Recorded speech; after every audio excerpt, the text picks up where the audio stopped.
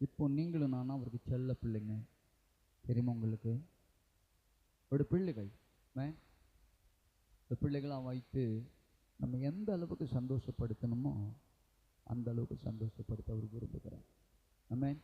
நீங்கள் விரும்புகிறீங்களா? நம்ம கட்டி பிடிச்சு முத்தம் கொடுக்கிறவர் அவர். தெரியுமா உங்களுக்கு? இளையகுமாரன் பன்னிகளோட படுத்து கிடந்தான், சாப்பிடல.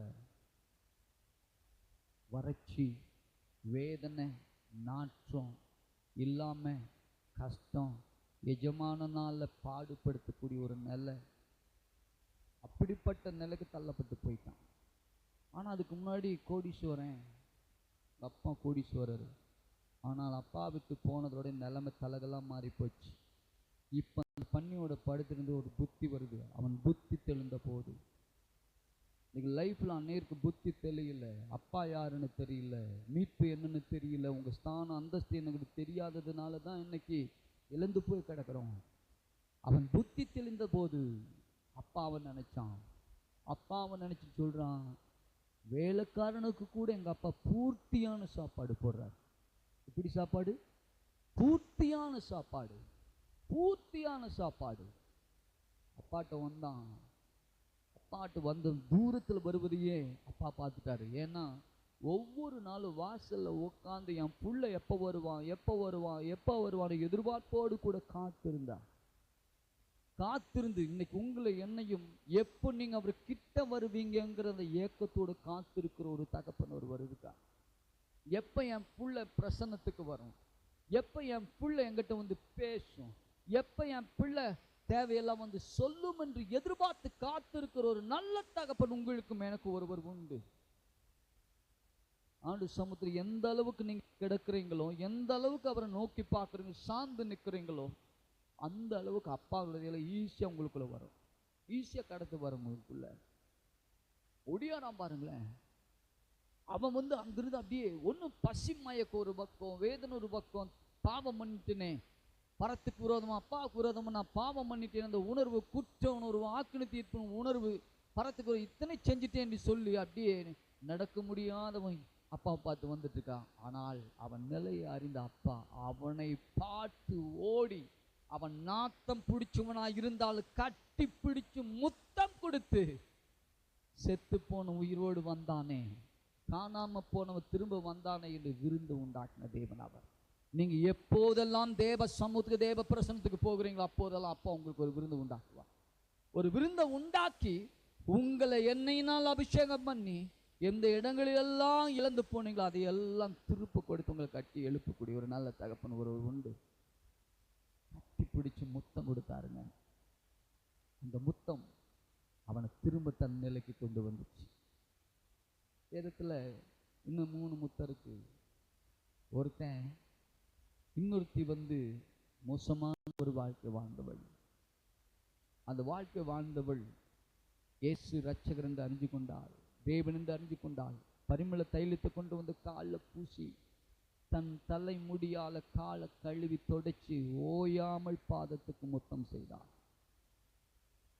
அந்த முத்தம் செய்த போது அவர் சொல்லுகிறார், சுவிசேஷம் எங்கெல்லாம் அறிவிக்கப்படுகிறதோ அங்கெல்லாம் இவள் பேர் பேசப்படும்.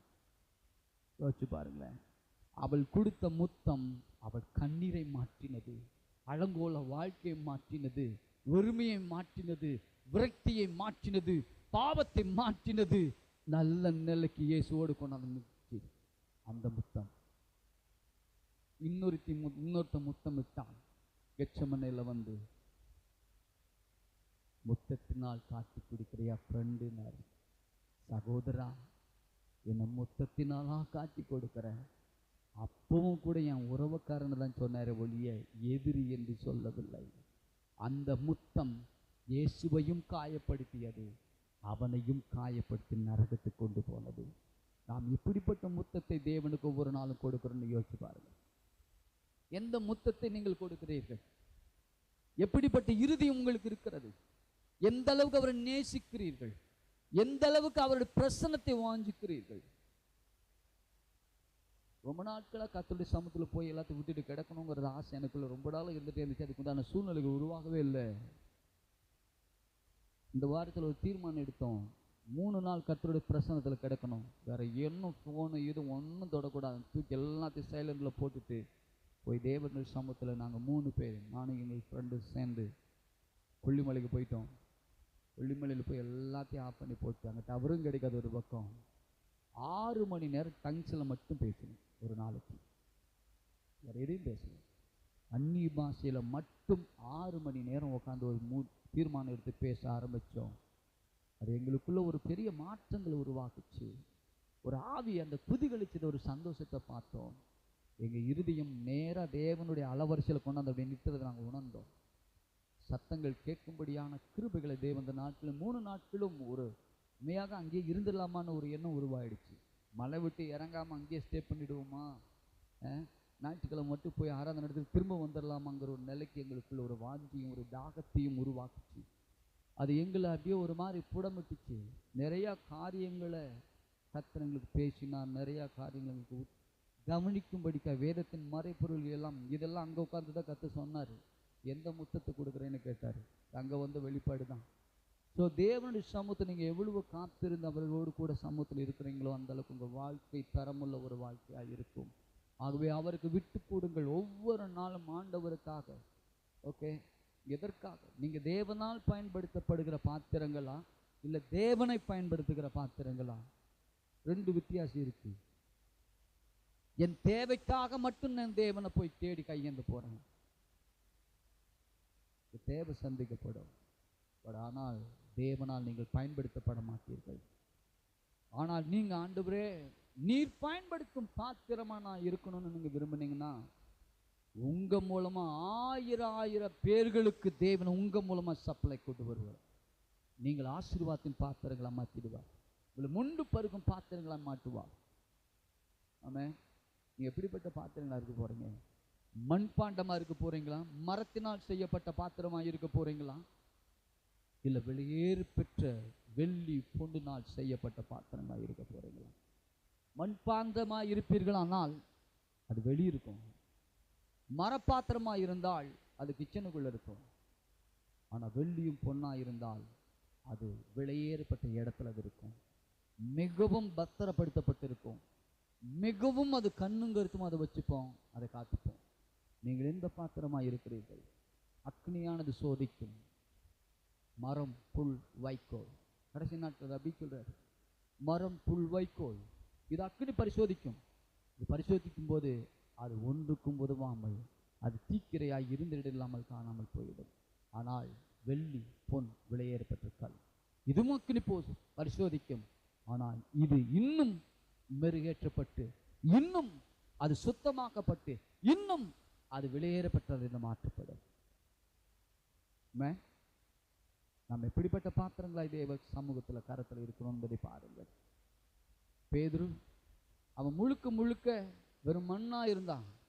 மண்ணா இருந்தபோது தன்னை பற்றி பேசிக்கிட்டு இருந்தான். ஆனால் பொற்பாத்திரமாக மாற்றப்பட்ட போது ஆண்டவர் கேட்கிறாரு, மறுதளிச்சுட்டான். திரும்ப பழைய வேலைக்கு 7 பேரை கூட்டிட்டு போயிட்டான், மீன் பிடிக்கிற வேலைக்கு.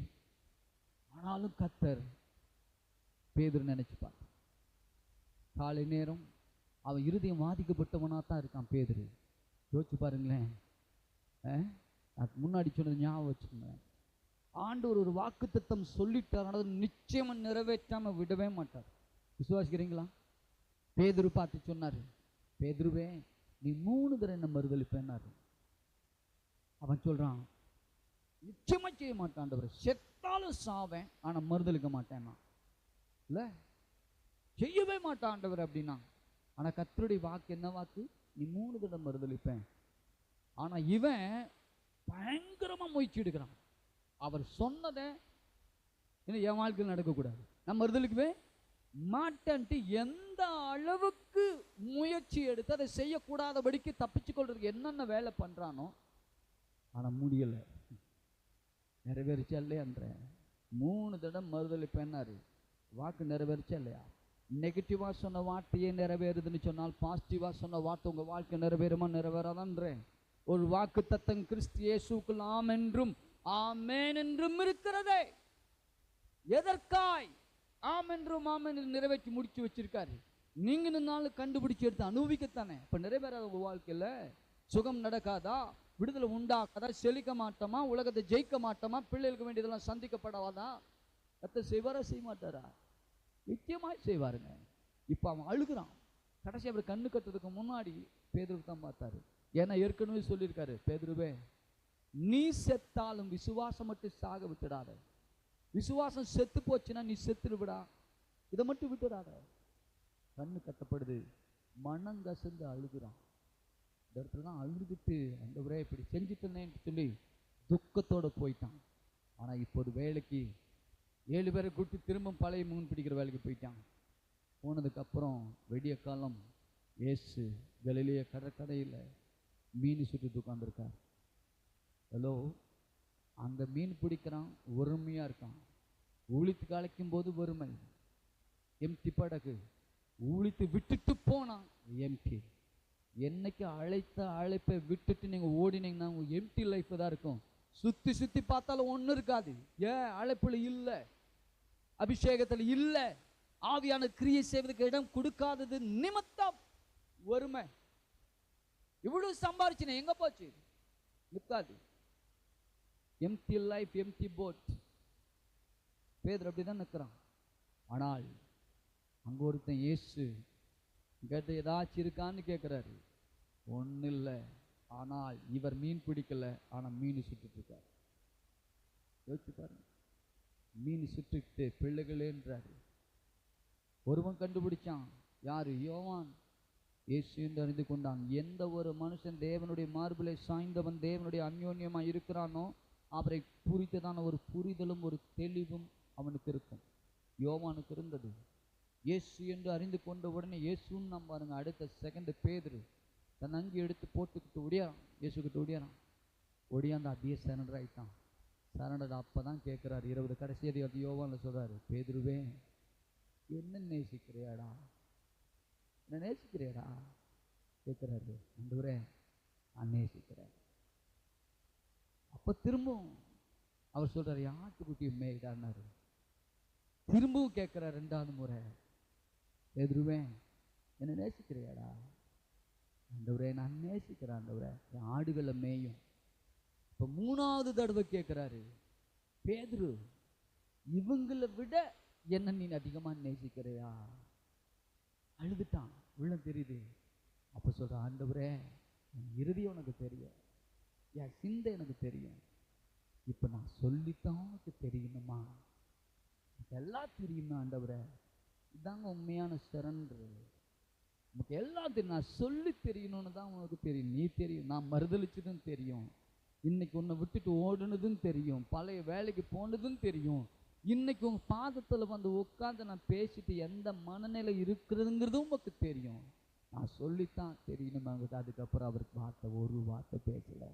பேதுருவே கீ உன் கையில கொடுக்குறேன், இனி சபைக்கு நீ உன் கையில் சாவி, சபை கட்டு, ஆத்துமாக்களை கொண்டு சேர். வாழ்க்கையே மாறிடுச்சுங்க. ஏன் 3 தடவை? ஏன் 3 தடவை கேட்டாரு? 3 தடவை மறுதளிச்சிருக்கான். எப்போ? கோழி சாவல் கூவுகிற நேரத்தில். இப்போ ஒவ்வொரு முறையும் சாவல் கூவும் போதெல்லாம் இவன் மைண்டுக்குள்ள என்ன நினைப்பு வரும்?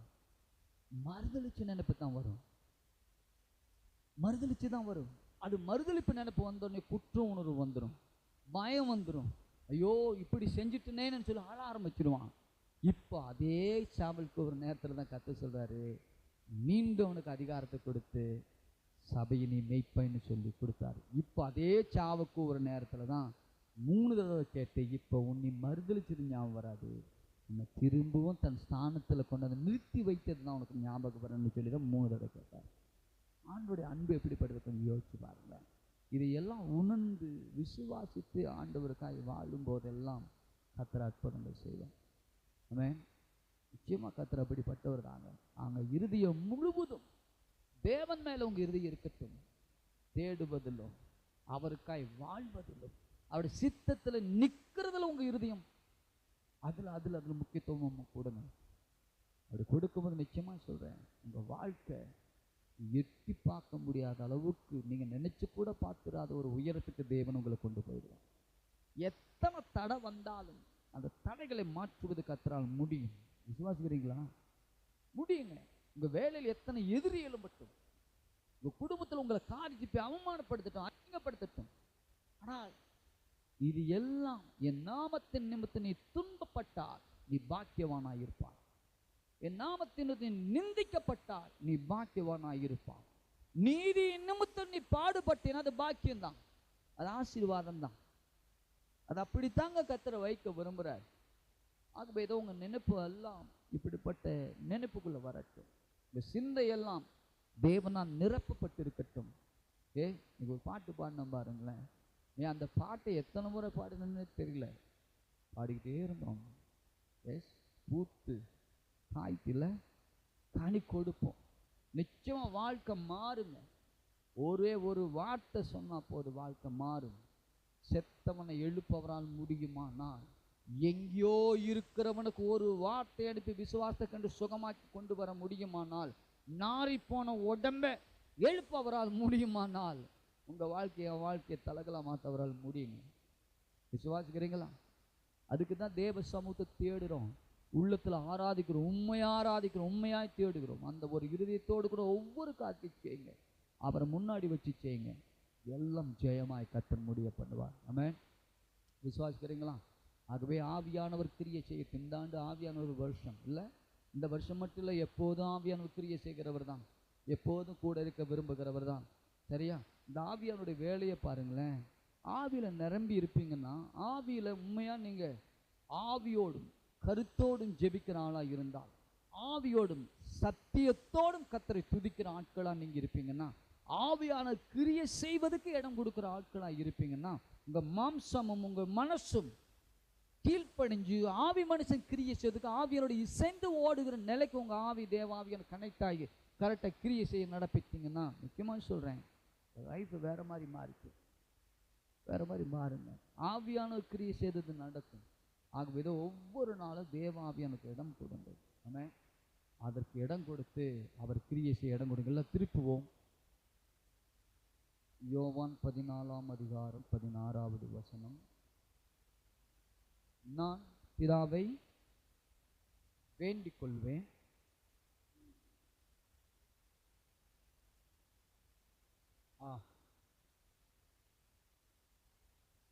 சத்திய ஆவியாகிய வேறொரு தேற்றாளவாளனை அவர் உங்களுக்கு தருவார்.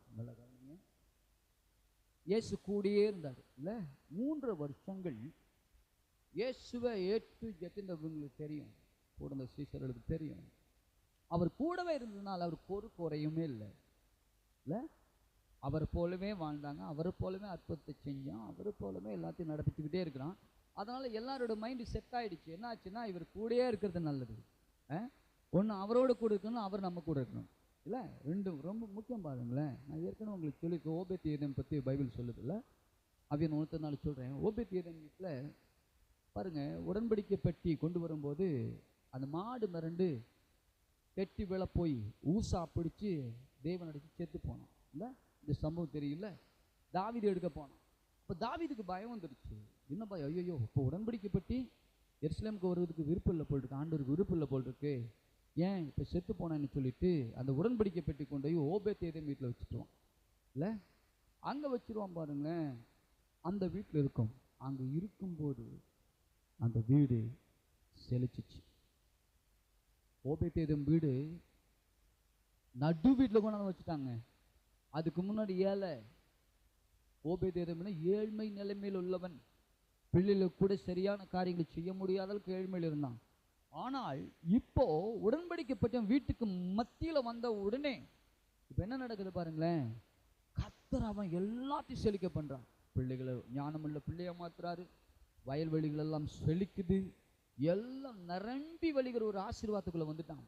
இப்போ என்னது, இங்கிருந்து எருசலேமுக்கு இவன் செய்தி போகுது. என்னது?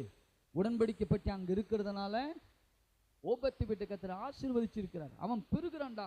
அவன் பிள்ளைகள் எல்லாம் நல்ல ராஜாத்திகள் மாதிரி இருக்காங்கடா, ராணிகள் மாதிரி இருக்காங்கடா. அவன் வயல் நிலங்கள் எல்லாம் செழிச்சு நிற்குது என்பது செய்தி எங்க 7 கிலோமீட்டருக்கு இந்த பக்கம் இருக்கிற எருசலேமில் அவன் பாட்டு பாடுது. ஆண்டவர் அங்கே இருக்கும்போது அவன் புகழ் பரவுகிறது. எந்த இடத்துல ஆண்டவர் இருக்கிறாரோ, எந்த வீட்டில் ஆண்டவர் இருக்கா, அவருக்கு புகழ்ச்சி உண்டாகும், மகிமை உண்டாகும். ஓகே. அதனால என்னாச்சுன்னா, இப்ப தாவீது உடன்படிக்கை பற்றி பட்டணத்துக்கு எடுத்து வரதுக்கு பிளான் போட்டார். ஏன்னா ஆண்டவருடைய உடன்படிக்கை பற்றி எங்கெல்லாம் இருக்குதோ அங்கே ஆண்டவர் இருக்கிறாரு, அங்கே ஆண்டவர் இருக்கிற இடத்துல எல்லாம் ஆசீர்வாதம் இருக்குங்கிறத கண்டுபிடிச்சிட்டான். உடன்படிக்கை பற்றி எடுத்துட்டு வந்த பிற்பாடு பார்த்தீங்கன்னா, ஓபேத்தையும் வீடை காலி பண்ணிட்டு வந்துட்டான். ஏன்? அவனுக்கு ஒன்று தெரிஞ்சிருச்சு, இந்த உடன்படிக்கை பற்றி இருக்கிற இடத்துல, தேவன் இருக்கிற இடத்துல நான் இருக்கணும், இல்லாட்டி தேவன் அங்கே போனாலும் அங்கே நான் போயிடணும் அப்படின்னு சொல்லிட்டு ஓபேத்து குடும்பத்தோட கிளம்பி எங்க வந்துட்டான்? அங்கே வந்து தேவாலயம் காக்கப்படுகிற இன்னும் செக்யூரிட்டி வேலைக்கு ஜாயின் பண்ணிட்டார். அங்கே ஜாயின் பண்ணி நான் ஆண்டரோடு கூட இருக்கணும்னு சொல்லிட்டு அங்கே வந்துட்டார் பாரு, குடும்பத்தோட எருசலேம் கிளம்பி வந்துட்டார். இதைத்தான் சொல்கிறேன், ஒன்று ஆண்டவர் கூட இருக்கணும் என் கூட, இல்லாட்டி நான் ஆண்டவர் கூட போயிடணும். இதுதான். அப்போது இந்த சீசர்களுக்கு அந்த விருப்பம் இருக்குது. என்னது? ஆண்டவர் எங்கள் கூட இருக்கிற மட்டும் ஒரு குறை இல்லாமல் நிறைவாக பார்த்துக்கிட்டாரு. அதனால் இப்போ அவர் போகிறேன்னு சொன்ன உடனே எல்லாத்துக்கும் என்னாச்சு? ஒரு விதமான கலக்கம் வந்துடுச்சு. ஐயோ, எங்களை விட்டு போயிட்டானே, எங்கள் நிலை என்ன ஆகிறது? அப்போ ஒரு காரியத்தை தான் அந்த வாக்குத்தத்தத்தை கொடுக்குறாரு. இல்லை, நான் போகாதிருந்தா தான் உங்களுக்கு நான் பிதாவை வேண்டிக் கொள்வேன். 16ஆம் வசனம், யோவான் 14:16. நான் பிதாவை வேண்டிக் கொள்வேன், அப்பொழுது சொல்லுங்க எல்லாரும், என்றென்றைக்கும் சொல்லுங்க, என்றென்றைக்கும் உங்களுடனே கூட இருக்கும்படி சத்திய ஆவியாகிய வேறொரு தேற்றாளவாளனை அவர் உங்களுக்கு தந்தருளுவார். யோசிச்சு பாருங்களேன். இவர் 33 வருஷம் தான் அந்த பூமியில இயேசு இருந்தார். இல்ல, இப்ப போறேன்ட்டாரு. அதனால அவர் சொல்றாரு, எப்பா நான் ஒரு வரமுறைக்குள்ள இருக்கேன், இப்போ உங்களோடு கூட மட்டும் இருக்கிறேன், உங்களுக்கு மட்டும்தான் இப்போ நான் பிரயோஜனமா இருக்கிறேன். ஆனால் நான் மொத்த உலகத்துக்கு நான் பிரயோஜனமா இருக்கணும்னு நான் விரும்புகிறேன். மொத்த உலகத்துக்கு நான் ஆசீர்வாதமாக இருக்கணும்னு நான் விரும்புகிறேன். அதனால என் பிதாவை, என் அப்பாவை நான் வேண்டிக்குவேன். அப்பா என்ன செய்வார் சொல்றாரு பாருங்க, என்றென்றைக்கும் உங்களுடனே கூட இருக்கும்படிக்கு. எப்போ? என்றென்றைக்கும். சரி, எங்கே போனாலும் இந்த வசனம் அப்படியே இருக்கலாம். உன்னை விட்டு விலகுவதும் இல்லை, உன்னை, அதுதான் அர்த்தம், மீனிங் அதுதான். சரியா? உன்னை விட்டு விலகுவதும் இல்லை, கைவிடுவதும் இல்லை, கூடவே இருக்கிற சத்திய ஆவியாகிய வேறொரு தேற்றாளவாளனை அவர் உங்களுக்கு தந்தருளுவார். சரியா? அது போகிறது உங்களுக்கு நல்லது, உங்களுக்கு பெனிஃபிட் தான். சரியா? அவர் வந்து நினைச்ச சத்தியத்துக்குள்ளே நடத்துவார், கூடயே இருந்து எல்லா மறைபொருளையும் வெளிப்படுத்துவார், உங்களுக்கு ஒரு திட்டத்தையும் நிறைவேற்றுவார், வேண்டியது எல்லாத்தையும் கொடுப்பார். சரியா? இப்போ என் கூட இருந்தபோது எவ்வளோ உங்களுக்கு குறையில்லாமல் பார்த்துக்கிட்டனோ அதை காட்டிலும் பல மடங்கு உங்களுக்கு கூட இருந்து பலரை உங்களை நான் காப்பாற்றினதோ நீங்கள் மற்றவனை காப்பாற்றக்கூடிய அளவுக்கு, அற்புதங்களை செய்யக்கூடிய அளவுக்கு அவர் என்ன செய்வார்? கூர்ந்து வேலையை செய்வார். அப்படிப்பட்டவரை நான் அனுப்புவேன் அப்படிங்கிறாரு. ஓகே. அதனால தான் இன்னைக்கு அப்படிப்பட்டவர் தான் நாம் பெற்றுக்கொண்டு இருக்கிறோம். எத்தனை பேருக்கு தெரியும் உங்களுக்குள்ள இருக்க தேவன் பெரியவர்? பழைய ஏற்பாட்டு காலத்தில் வந்து வந்து போயிடுவார், காரியத்தை நடப்பிச்சுட்டு. ஆனால் புதிய ஏற்பாட்டில் அப்படி இல்லை. வந்தவர் பெர்மனண்டாக விசுவாசித்திருக்கிற அத்தனை பேருக்குள்ள பெர்மனண்டாக தங்கிட்டார். 17ஆம் வசனம் வாசிப்போம். உலகம் அந்த சத்திய ஆவியானவரை காணாமலும் அறியாமலும் இருக்கிறபடியினால் அவரை பெற்றுக்கொள்ள மாட்டாது. அவர் உங்களுடனே வாசம் பண்ணி உங்களுக்குள்ளே இருப்பதால் நீங்கள் அவரை அறிவீர்கள். உலகத்துக்கு தெரியாது அவர் யாருன்னு, எப்படிப்பட்டனும் அவர் ருசிக்கல, பார்க்கல, ஆனால் உங்களுக்கு தெரியும். சரியா? நீங்கள் அறிவீர்கள். நான் உலகத்துக்கு நான் மறைபொருளாக தான் இருப்பேன், ஆனால் உங்களுக்கு வெளியரங்கமாக இருப்பேன். இல்லையா? அப்போ அப்படிப்பட்ட சத்திய ஆவியாகிய தேவன் தான் இன்னைக்கு நம்மோடு கூட இருந்து எல்லாவற்றையும் கற்று செய்வார். அதனால தான் எபேசியர் சொல்லும்போது, நீங்கள் மீட்கப்படும் நாளுக்கென்று முத்திரையாய் பெற்ற பரிசுத்த ஆவியானவர். எப்படி பெற்றிருக்கிறோமா? ஒரு நாள் வரப்போதே என்னோடு கூட உங்களை நான் சேர்த்துப்பேன். அது வரைக்கும், அந்த நாள் வரைக்கும் உங்களுக்கு ஒரு சீல் வைக்கிறேன் ஆவியானவருக்குள்ள. முத்திரையாய் பெற்ற பரிசுத்த ஆவியானவர். இப்போ என்ன பண்ணிட்டார்? சத்ருவை வெளியே தள்ளி விட்டுட்டு இப்போ பரிசுத்தாவியான உள்ள வந்து சீல் வச்சுட்டார். வெளிப்படுத்தின அப்படியே இருக்கு. 7 முத்திரை உடைப்பார்கள். படிச்சிருக்கீங்களா? ஒவ்வொரு முத்திரையை உடைக்கும் போதெல்லாம் அசுத்தாவி வெளியே போகும். அந்த அசுத்தாவி போய் பஞ்சத்தை உண்டாக்கும், தீயை உண்டாக்கும் இல்லையா, அநேக வியாதிகளை உருவாக்கும் ஒவ்வொரு முத்திரையும் உடைக்கும் போது. இதெல்லாம் ஞாபகம் இருக்கா உங்களுக்கு? பல முறை சொல்லியிருக்கேன். ஓகே, வெளிப்படு. அப்போ 7 முத்திரைகளும் ஒவ்வொரு முத்திரை உடைக்கும் போதெல்லாம் அசுத்தாவி வெளியே போகும். அது போய் தீமையை விளைவிக்கும் தேசத்துக்குள்ள. ரைட்? இப்போ அந்த நமக்குள்ள இருந்து பாருங்க, மீட்கப்படாத அத்தனை பேருக்குள்ளே அசுத்தாவி இருக்கு. அசுத்தாவி இருக்கிறதுனால தான் அவனையே அறிய முடியாத அளவுக்கு அவனுக்கு குருடனா வச்சிருக்கு. தேவனுடைய சத்தத்தை கேட்கக்கூடாதபடிக்கு செவிடனா வச்சிருக்கு. ஆலயத்தை துர்பிரயோசம் பண்ணுகிறான். தேவனுடைய ஆலயத்தை இப்படியெல்லாம் பிசாசு அவனை அடிமைத்தனத்துக்கு சிறையிருப்புகளை வச்சிட்டு இருக்கான். ஆனா இயேசு ரட்சிப்பின் போது ஆண்டவரே என்று கூப்பிட்ட போது உள்ள வந்தவர் என்ன பண்ணாரு? முதல்ல சீலை உடைச்சாரு. சீலை, ஏன்னா ஆதாமுக்குள்ள என்ன பண்ணிட்டான்? ஆதாமையே இப்ப பிசாசு தனக்கு உடைமையாக்கிக்கிட்டான், தனக்கு சொந்தமாக்கிக்கிட்டான். ஆதாம் 10 பிள்ளை எல்லாம் என் வாரிசுன்னு மாத்திக்கிட்டான். அந்த நாள் முதற்கொண்டு நாம் எல்லாரும் தேவனற்றவர்களாய் பிசாசுக்கு பிள்ளைகளானோம். அப்படிதான் வச்சிருந்தான். அவன் சீல் வச்சு தனக்கு சொந்தமாக்கிக்கிட்டான். ஆனா இயேசுவை ஏற்றுக்கொண்ட பிற்பாடு என்ன நடந்துச்சு? சீலை உடைச்சாரு, அசுத்தாவியை வெளியேற்றினாரு. அவனை வெளியேற்றிட்டு பரிசுத்தாவினை உள்ள வச்சு இப்போ ஒரு சீலை போட்டார். இப்போ நீங்களும் நானும் கிரயத்துக்கு கொள்ளப்பட்டவர்கள், அவருக்கு சொந்தமானவர்கள், அவருடைய உடைமைகள். இப்போ நம்ம யாரையும் தொட முடியாதுன்ற அளவுக்கு சீலை வச்சு காத்துக்கிட்டார் இல்லையா? இதுதான் அந்த மீட்கப்படுகிற நாள் வரைக்கும் என்றென்றைக்கும் உங்களோடு கூட இருக்கும்படிக்கு சத்திய ஆவியாகிய வேறொரு தேற்றாளவாளன். இதைத்தான் கவனிக்க போறோம். தேற்றாளவன் இன்னொரு மீனிங் உதவி செய்கிறவர், கம்ஃபோர்ட்டர். சரியா? உங்களுக்கு உதவி செய்யக்கூடியவர் ஒருவர் வேற எங்கும் இல்லை, உங்களுக்குள்ளேயே இருக்கார். எத்தனை பேருக்கு தெரியும் உள்ள இருக்காருன்ட்டு? இல்லையா? அங்கே சொல்லுது வேறொரு தேற்றாளவாளனை உங்களுக்கு அனுப்புவேன். எத்தனை பேருக்கு பாருங்க, ஆம்பிளிஃபை பைபிள் இங்கிலீஷ் படிக்க தெரிஞ்சா அந்த பைபிள் வாங்கிக்கோங்க. அந்த பைபிள் ரொம்ப பிரயோஜனமாக இருக்கும். ஓகே, அது பார்த்தீங்கன்னா ஒரு வார்த்தைக்கு அதுக்கு பக்கத்துலேயே அந்த ப்ராக்கெட்டில் பல மீனிங் கொடுத்துருப்பான். இப்போ ஆம்பிளிஃபை பைபிளில் இந்த வசனத்தை நான் படித்தேன். அதை படிக்கும்போது அதில் இந்த கம்ஃபோர்ட்டருங்கிற அந்த வார்த்தைக்கு, சரியா, தேற்றாளவான தமிழ் இருக்குல்ல, அந்த வார்த்தைக்கு இத்தனை அர்த்தங்கள் அது சொல்லப்படுது. அந்த ப்ராக்கெட்டில் எழுதியிருக்காங்க. எப்படின்னா கவுன்சிலர். சரியா? தேற்றாளவானுக்கு இன்னொரு அர்த்தம் என்னது? கவுன்சிலர் அப்படின்னா ஆலோசனை கொடுப்பவர். யாரு? ஆவியாகிய தேவன். அப்புறம் ஹெல்ப்பர், உதவி செய்யக்கூடியவர், ஆவியாகிய தேவன். அப்புறம் இன்டர்செஷர், பரிந்து பேசக்கூடியவர், ஆவியாகிய தேவன். ரைட்? அட்வொகேட், வழக்காடுகிறவர். ஓகே.